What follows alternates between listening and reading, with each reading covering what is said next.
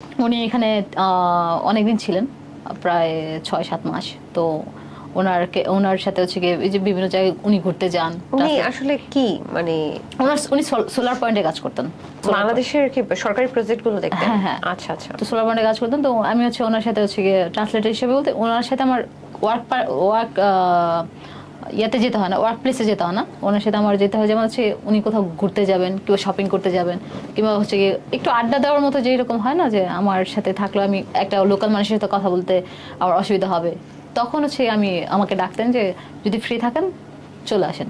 দেন আমি যেতাম। ওনার এজ প্রায় 80-র কাছাকাছি। 80? হ্যাঁ, 80-র কাছাকাছি। তো হচ্ছে গিয়ে আমি ওনার সাথে যাই, ওনার সাথে বিভিন্ন মানে উনি যেটা খেতে চান, কিংবা এটা খেতে চান, ওইটা খেতে চান, কিংবা শপিং করতে চান, এগুলো আমি ট্রান্সলেট হিসেবে কাজ করি। তো উনি ট্রান্সলেটর হিসেবে কাজ করেন। তাছাড়া মানে ওই বয়সে ওনার তো একটা মানে বাংলাদেশে তো কোনো সঙ্গও ছিল না। সঙ্গ ছিল না অ্যাকচুয়ালি, একটা সঙ্গ পেয়ে গেল আর কি। ইভেন আমি প্রচুর কথা বলি, ওনার আমার ফানি কথাগুলো ভালো লাগে। আপনার কথা বুঝতো? মানে আপনি কি ফ্লুয়েন্ট ছিলেন ইংরেজিতে? মোটামুটি ছিলাম, টুকটাক মানে উনি বুঝতে পারতেন। আমি তো হচ্ছে খুব মানে ক্লিয়ারলি বলতাম আর কি। আমরা তো হচ্ছে ওনাদের মতো এক্সেন্টে কথা বলি না, যে এরকম হচ্ছে hey how are you, like এরকম বলি না। আমরা তো বলতাম যে how are you, like this. তো উনি ইজিলি বোঝার কথা। তো তখন ওনারা কিন্তু মাইন্ডও করে না। না, ওনারা মাইন্ড করে না। অত গ্রামাটিক্যাল মিস্টেক এগুলো নিয়ে কথা। তো উনি হচ্ছে আমার যখন মিস্টেক হচ্ছিল, দেন আমাকে বলে দিত যে this is wrong, this is the right way. Then আমি তখন হচ্ছে গিয়ে আমার ইংলিশটা ঠিক করে নিই। ইভেন আমি যখন বুঝতে পারি যে আমি ভুল বলছি, আমি নিজেই মনের মধ্যে নিজেই হচ্ছে কথা বলে আবার ঠিক করে নিই ইংলিশটা। সো এই হচ্ছে ছিল আমার হচ্ছে গিয়ে 1 লাখ টাকার জব। তখন থেকে হচ্ছে আমার লাইফ চেঞ্জ হয়ে যায়। দেন পরে থেকে আমি ট্রাই করি যে আমি টুরিস্ট গাইড হিসেবে কাজ করব। ও জোস। কিন্তু মাঝখানে একটু আমার জানার আগ্রহ, আমি জানি দর্শকদের অনেক জানার আগ্রহ হবে, যেহেতু ডেটিং অ্যাপস মানেই হচ্ছে আমরা বুঝি যে ডেটিং করার জন্য বা প্রেম করার জন্য বা ফ্রেন্ডস উইথ বেনিফিট বানানোর জন্য হয়তো টাকা। তো যেহেতু উনি একজন 80 বছরের একজন ফরেনার ছিলেন, বৃদ্ধ ছিলেন, তো উনি কি আপনার থেকে একটু বেনিফিট বা কিছু চেয়েছিল কিনা? এখন আপনিই বলেন, একজন 80 বছর বয়সের মানুষটা কি বেনিফিট চাইতে পারে আমার কাছে? উনি তো জাস্ট একটু সময়ই তো চাইবে আমার সাথে কথা বলার জন্য, ওনার একটু সঙ্গ। ওনার কাছে তার কিছু বেনিফিট থাকবে না। আর ভালোবাসার আদান প্রদান হয়েছে না, এটা মানে এরকম না যে খালি ফিজিক্যাল নিড। না না, আমি সেটাই বলছি। ভালোবাসার যে আমি তোমাকে ভালোবাসি বা তোমাকে আমার পছন্দ, এই ধরনের কথা না। আমি ক্লিয়ার করছি ব্যাপারটা। আমি যখন টিন্ডারটা ইউজ করি 2018 সালে, তখন হচ্ছে কি মানুষ ইউজ টু না টিন্ডারে। এখন যেটা হয় যে ফ্রেন্ডস উইথ বেনিফিটস, ডেটে যাব, কিংবা ফিজিক্যালের জন্য ডাকছে, কিংবা হচ্ছে এই টাকা দিচ্ছি, এটা দিচ্ছি, তুমি চলে আসো, এরকম লেনদেন ছিল না তখন। তখন ম্যাক্সিমাম লোকই জানতো না টিন্ডারটা কি। শুধু হচ্ছে কি যারা স্মার্ট লোক ছিল তারাই জানতো যে টিন্ডার একটা মানে ডেটিং অ্যাপস।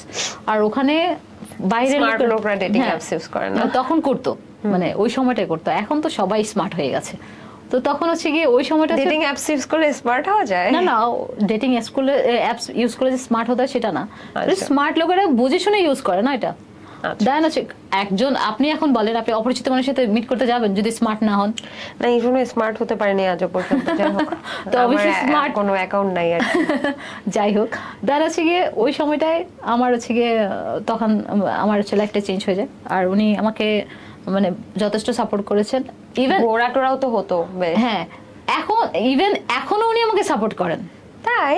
হ্যাঁ, আমার যদি কখনো যে আমার উনি তো চলে গেছেন, আমার যখন হচ্ছে ঈদের সিজন আসে, আমাকে ঈদের জন্য শপিং এর জন্য টাকা দেন উনি। অনেক সময় যদি আমি বেশি প্রবলেম পড়ে যাই, যে আই হ্যাভ সাম প্রবলেমস, আমি ফেস করছি প্রবলেমগুলো, দেন উনি আমাকে হেল্প করেন। বেশি না দেন, বাট উনি রিটায়ারমেন্ট হয়ে গেছে ওনার।